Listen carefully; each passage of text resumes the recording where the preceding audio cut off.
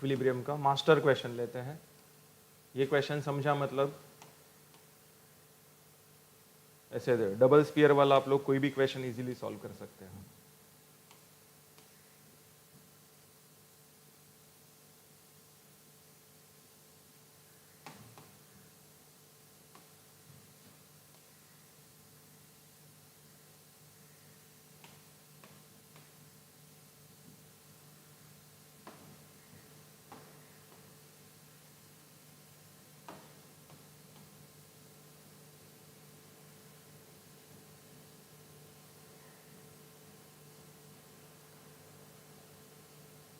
तुम लोग भी डायग्राम अच्छे से बनाओ, सब कुछ डायग्राम के ऊपर ही है।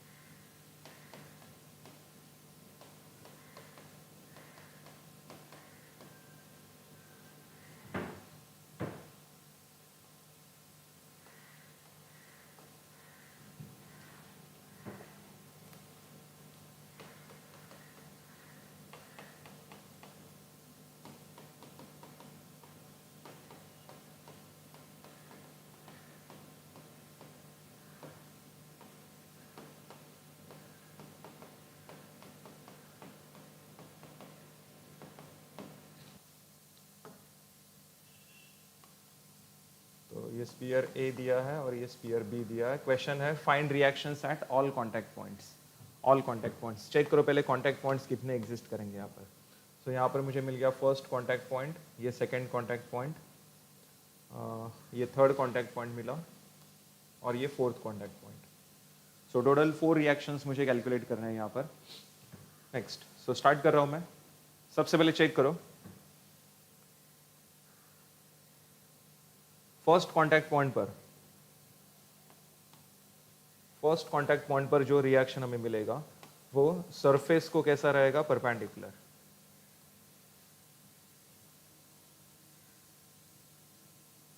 सरफेस को कैसा है, परपेंडिकुलर। सो यहां पर रिएक्शन में ले रहा हूं R1, यहां पर परपेंडिकुलर है ना ये, करेक्ट। अब इस सरफेस को मैं एक्सटेंड कर रहा हूं, यहां पर सरफेस को एक्सटेंड करूंगा। ये 50 डिग्री गिवन था, ये 90 डिग्री है, मतलब ये वाला एंगल कितना बनेगा, 40 डिग्री। ट्राइंगल के तीनों एंगल का एडिशन कितना होना चाहिए, 180 होना चाहिए। सो ये 50 डिग्री गिवन, ये 90, ये आ गया 40 डिग्री, सबका एडिशन 180 आ गया। सेकंड कांटेक्ट पॉइंट पर जो रिएक्शन मुझे मिलेगा ये भी कैसा रहेगा, सरफेस को परपेंडिकुलर, R2। स्पीयर का वेट वर्टिकली डाउनवर्ड्स, स्पीयर ए का वेट हमें कितना दिया, 100 किलो न्यूटन दिया है। सो वर्टिकली डाउनवर्ड्स लिया मैंने इसको। नेक्स्ट, अब इसके बाद थर्ड कांटेक्ट पॉइंट पर जो रिएक्शन मिलेगा वो सरफेस को कैसा चाहिए, परपेंडिकुलर।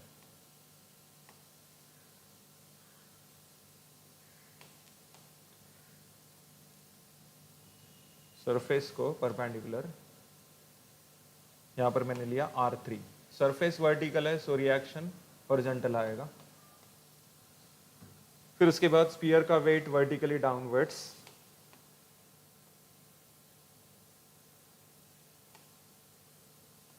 स्पीयर बी का वेट दिया है 50 किलो न्यूटन।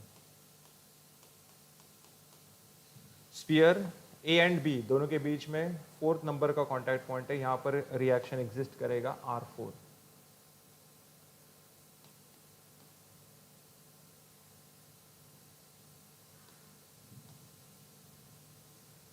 अब देखो मैंने यहां पर दो R4 ड्रॉ किया। ये वाला जो R4 है ये स्पीयर बी ने स्पीयर ए पर अप्लाई किया और ये वाला R4 स्पीयर ए ने स्पीयर बी पर अप्लाई किया, बराबर। नेक्स्ट, सो डायग्राम अपना कंप्लीट हो चुका है। अब सबसे पहले हम लोग क्या करेंगे, इंक्लाइंड रिएक्शंस के इंक्लिनेशंस कैलकुलेट करेंगे। टोटल रिएक्शंस चेक करो कितने हैं इसमें, टोटल रिएक्शंस कितने हैं। R1, R2, R3 and R4 4 reactions है, उसमें से R2 वर्टिकल है, R3 हॉरिजॉन्टल है, R1 एंड R4 इंक्लाइंड है। अब उसमें से R1 का एंगल तो हमें मिल चुका है, कितना 40 डिग्री। देखो ना ये एंगल 40 डिग्री है। मैं स्पीयर के सेंटर से एक हॉरिजॉन्टल लाइन ड्रॉ कर रहा हूँ, तो यहाँ पर भी एंगल कितना बनेगा, ये 40 डिग्री। ऐसे टाइप के एंगल्स को क्या कहते हैं, अल्टरनेट एंगल कहते हैं। अब चलो R4 का एंगल कैलकुलेट करना है, तो स्पीयर ए का जो सेंटर है इसको मैं नाम दे रहा हूँ CA, स्पीयर बी का सेंटर को नाम दे रहा हूँ CB। तो मुझे क्या करना है, देखो यहाँ पर स्पीयर ए के सेंटर से एक हॉरिजॉन्टल लाइन ड्रॉ करना है, स्पीयर ए के सेंटर से मुझे एक हॉरिजॉन्टल लाइन ड्रॉ करना है और स्पीयर बी के सेंटर से एक वर्टिकल लाइन ड्रॉ करना है। सो दोनों का जो पॉइंट ऑफ इंटरसेक्शन है, यहाँ पर मुझे एक पॉइंट मिल गया D, यहाँ पर एंगल आएगा 90 डिग्री। R4 का एंगल मैं एज्यूम कर रहा हूँ यहाँ पर अल्फा, ये एंगल अगर अल्फा है तो यहाँ पर भी एंगल कितना बनेगा, यहाँ से मैं एक हॉरिजॉन्टल लाइन ड्रॉ कर रहा हूँ, यहाँ पर भी एंगल बनेगा अल्फा, अल्टरनेट एंगल ना। चलो तो ये अल्फा कैलकुलेट करने के लिए देखो, ये जो राइट एंगल ट्राइंगल आपको दिख रहा है इसमें कोई भी दो साइड हमें कैलकुलेट करना है। अगर अल्फा का ऑपोजिट एंड हाइपोटेन्यूज पता है तो साइन का फॉर्मूला यूज करेंगे, एडजेसेंट एंड हाइपोटेन्यूज पता है तो कॉस का फॉर्मूला यूज करेंगे, एंड ऑपोजिट एंड एडजेसेंट पता है तो टैन का फॉर्मूला यूज करेंगे। सो यहाँ पर देखो स्पीयर ए के सेंटर से स्पीयर बी के सेंटर तक ये जो लाइन आप लोग देख रहे हो ये कौन है, ट्राइंगल का हाइपोटेन्यूज है। और ये हाइपोटेन्यूज कैलकुलेट करने के लिए sphere A and sphere B दोनों के रेडियस का एडिशन करना है। स्पीयर ए के सेंटर से यहाँ तक ये कौन होगा, स्पीयर ए का रेडियस, और स्पीयर बी के सेंटर से यहाँ तक स्पीयर बी का रेडियस, और दोनों का रेडियस अपने पास है। तो चेक करो दोनों का रेडियस, क्वेश्चन में आपको डायमीटर दिया है, ये जो सिंबल है ये डायमीटर का सिंबल है, इतना याद रखो। सो डायमीटर 1.2 है तो रेडियस कितना आएगा, RA आएगा 0.6 मीटर। नेक्स्ट डायमीटर 0.7 है तो रेडियस कितना आएगा, 0.35 मीटर। डायमीटर का हाफ रहता है ना रेडियस। तो बता हाइपोटेन्यूज का वैल्यू कितना आएगा, दोनों रेडियस का एडिशन। सो RA प्लस RB, यहां पर मैं एक ट्राइंगल बना रहा हूं देखो, CADCB। सो ये एंगल मैंने लिया था अल्फा, हाइपोटेन्यूज कितना मिल गया मुझे, 0.6 प्लस 0.35 0.95 एडिशन किया मैंने रेडियस का। अब अल्फा का एडजेसेंट या फिर अपोजिट दोनों में से कोई एक साइड मुझे पता होना चाहिए। अब कैसे मिलेगा देखो, अब सबके दिमाग में क्या चल रहा है, अरे हाँ सर यहाँ पर 1.2 है, देखो 1.2 में से स्पीयर बी का रेडियस माइनस करेंगे एंड स्पीयर ए का रेडियस माइनस करेंगे, मिल जाएगा। अरे ऐसा कब होता था, जब लेफ्ट साइड का जो सरफेस है वो वर्टिकल दिया होता तब होता था। ऑलरेडी वैसा एक वीडियो यूट्यूब पर अवेलेबल है, प्लेलिस्ट में अवेलेबल है, देख सकते हो आप लोग। यहाँ पर लेफ्ट साइड का सरफेस वर्टिकल नहीं है, लेफ्ट साइड का सरफेस तो इंक्लाइंड है। मतलब क्या, यहाँ से लेके यहाँ तक ये जो डिस्टेंस है ये स्पीयर का रेडियस नहीं है, स्पीयर का रेडियस नहीं है, ये मुझे अलग से कैलकुलेट करना पड़ेगा। यहाँ पर ये वाला जो डिस्टेंस है ये मुझे अलग से यहाँ पर कैलकुलेट करना पड़ेगा, इसको मैं D एज्यूम करता हूँ, D। ओके, कैसे देखेंगे, तो यहाँ पर यहाँ से देखो आप सब लोग, मैं सबसे पहले ये जो कॉर्नर है, ये वाला कॉर्नर, इसको मैं एक नाम देता हूँ, E नाम देता हूँ। सबसे पहले ये जो कॉर्नर है E, ये मुझे सेंटर से कनेक्ट करना है। सेंटर से कनेक्ट करने से क्या होगा, देखो यहाँ पर दो ट्राइंगल्स बनेंगे, E2CA, E1CA, ऐसे दो ट्राइंगल्स आपको यहाँ पर दिख रहे हैं। ये दोनों ट्राइंगल सिमिलर ट्राइंगल्स है, ये पहले मुझे प्रूव करना पड़ेगा। अब दो ट्राइंगल सिमिलर कब होता है, जब दोनों के 3 वैल्यूज मैच होते हैं। 3 वैल्यूज बोला, उसमें साइड भी आता है, एंगल भी आता है, करेक्ट। जैसे कि 10th स्टैंडर्ड में आपने देखा रहेगा, side angle side, angle side angle, correct. So यहां पर चेक करते हैं, सी ए से लेके ई हाइपोटेन्यूज दोनों ट्रायंगल में कॉमन है। चलो एक वैल्यू मैच हो गया। सी ए से लेके 1 एंड सी ए से लेके 2, ये कौन है? स्फीयर का रेडियस है ना। सी ए से लेके 1 स्फीयर का रेडियस, सी ए से लेके 2 ये भी स्फीयर का रेडियस। चलो सेकेंड वैल्यू मैच हो गया। नेक्स्ट, 1 कॉर्नर पर एंगल कितना है? 90। 2 कॉर्नर पर एंगल कितना है? 90। हो गया 3 वैल्यूज मैच, 2 साइड्स मैच हुआ और एक एंगल मैच हुआ। इसका मतलब ये दोनों ट्रायंगल कैसा है? सिमिलर ट्रायंगल है। अब ये सिमिलर ट्रायंगल है, ये मुझे क्यों प्रूव करना पड़ा? क्योंकि यहाँ पर स्ट्रेट लाइन का एंगल कितना है? 180 ना। 180 में से 50 माइनस करो, कितना बचता है? 130 बचता है, करेक्ट। 130 को 2 इक्वल पार्ट्स में डिवाइड करो, कितना आएगा? 65 65। सो ये एंगल मिला मुझे 65 डिग्री और ये एंगल मिला 65 डिग्री, करेक्ट। अब ऐसा मैं क्यों बोल सकता हूं? क्योंकि ये दोनों ट्रायंगल्स कैसा है? सिमिलर ट्रायंगल्स है, ये मैंने प्रूव कर दिया ना। अगर मैं आपको डायरेक्ट बताता, आपको स्टार्टिंग में बताता, अरे हाँ ये 50 है, 180 में से 50 माइनस करो, 130 को डिवाइड करो 2 इक्वल पार्ट्स में, 65 65। आप लोग उस टाइम बोलते हैं अरे 130 को इक्वल पार्ट्स में डिवाइड करना है, ये कैसे पता चला? समझा? वहां पर कंफ्यूज होते थे। इसलिए मैंने पहले क्या प्रूव किया? ये दोनों ट्रायंगल्स कैसा है? सिमिलर ट्रायंगल्स है, ऐसा प्रूव किया, बराबर।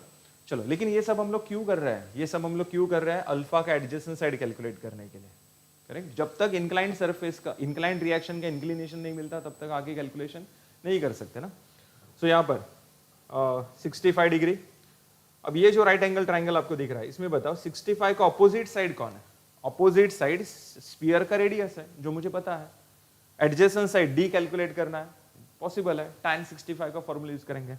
सो यहां पर मैं और एक ट्रायंगल ड्रॉ कर रहा हूं, कौन सा? E2CA। ई कॉर्नर पर एंगल कितना है? 65 डिग्री। और 65 का ऑपोजिट साइड कौन है? सर्कल का रेडियस है 0.6 मीटर। चलो, तो एडजेसेंट साइड डी एज्यूम किया था मैंने। So tan 65 is equals to opposite side 0.6 divide by adjacent side is d। So d is equals to 0.6 divide by tan 65,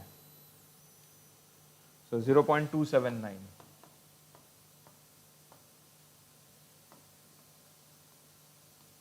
ये मिल गया मुझे d। अब d मिलने से होगा क्या? देखो, ये टोटल वैल्यू है 1.2। 1.2 में से d माइनस करो, और ये वाला डिस्टेंस जो है ये कौन है? स्फीयर b का रेडियस है। तो CAD अल्फा का एडजेसेंट साइड मुझे मिल जाएगा। अल्फा का एडजेसेंट साइड क्या करेंगे उसके लिए? 1.2 minus d minus sphere b का रेडियस RB। सो 1.2 माइनस d का वैल्यू मिला है 0.279 माइनस RB का वैल्यू मिला है 0.35। सो चेक करो, CAD इज इक्वल्स टू कितना आएगा? CAD is equals to 1.2 minus 0.279 minus 0.35। So answer is 0.571।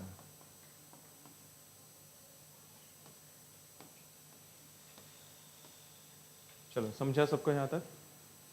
Next, ये मिल गया मुझे अल्फा का एडजेसेंट साइड 0.571 मीटर। देखो, ये सब क्वेश्चन मास्टर क्वेश्चंस है। ये क्वेश्चन समझाना तो बाकी के क्वेश्चंस समझ में आना बहुत इजी हो जाएगा। और वो सब सॉल्यूशन आपको कहाँ पर मिलेंगे? नोट्स में मिल जाएंगे, क्वेश्चन बैंक का सॉल्यूशन, जिसका लिंक डिस्क्रिप्शन बॉक्स में अवेलेबल है, करेक्ट। नेक्स्ट, चलो, तो अल्फा का वैल्यू मिल गया। अल्फा का वैल्यू कैलकुलेट कर सकते हो अभी आप। अल्फा कैसे मिलेगा? अल्फा का adjacent side cos alpha 0.571 and divide by hypotenuse 0.95। So alpha का वैल्यू चेक करो, cos इनवर्स ना। सो cos inverse of 0.571 divide by 0.95, 53.05।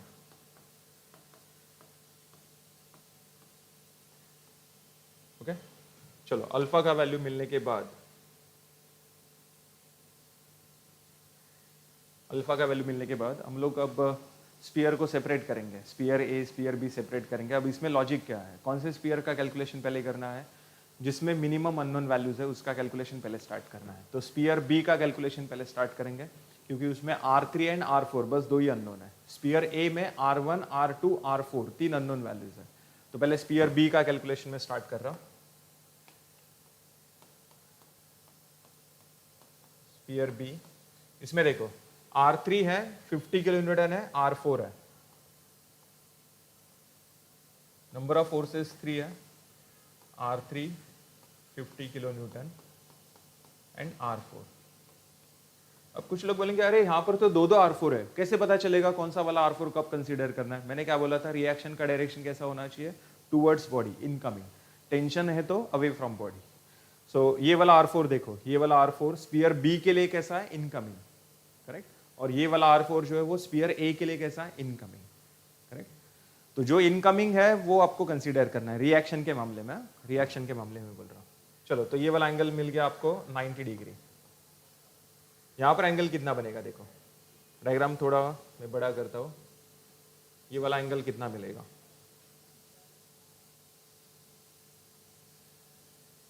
ये एंगल अल्फा, ये एंगल अल्फा, ये एंगल कितना है 90। सो टोटल एंगल आएगा 90 प्लस अल्फा। ये वाला एंगल कितना मिला 90, करेक्ट।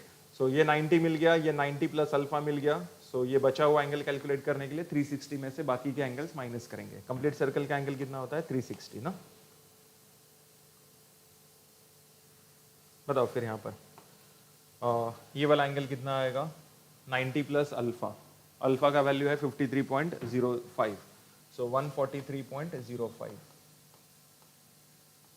ये वाला एंगल बताओ 360 माइनस 143.05 माइनस 90, सो आंसर आएगा ये 126.95।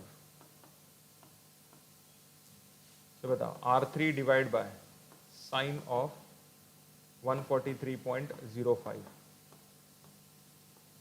is equals to R4 divided by sine of 90 and 50 divided by sine of 126.95। बताओ R3 and R4 का आंसर।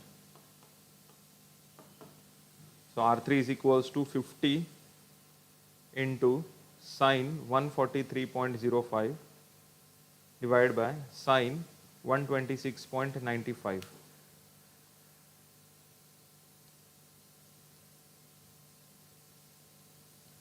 तो आंसर आ गया ये 37.6 किलो न्यूटन। एंड R4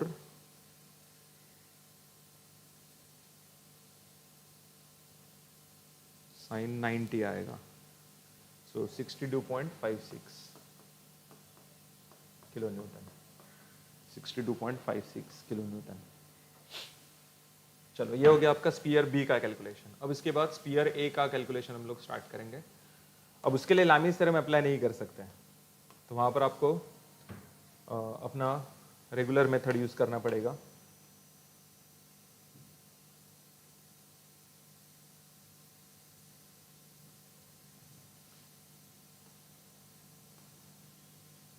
इसमें यहां पर है R1, R1 का एंगल कितना मिला था 40 डिग्री ना, with respect to X axis. यहां पर कौन है R4, R4 का वैल्यू हमें मिल चुका है 62.56 और उसका angle alpha with respect to X axis 53.05 degree. फिर यहाँ पर है R2 और यहाँ पर है ब्लॉक का स्पीयर का वेट कितना 100 इंटू 9.8, नहीं 100, वो ऑलरेडी न्यूटन में है, सो 100 किलो न्यूटन है ना। Okay, so number of forces 4 है, लामीज थ्योरम अप्लाई नहीं कर सकते, तो अपना रेगुलर मेथड यूज करना है रिजोल्यूशन वाला। सबसे पहले R1 को रिजोल्व करो, R1 cos 40, R1 sin 40।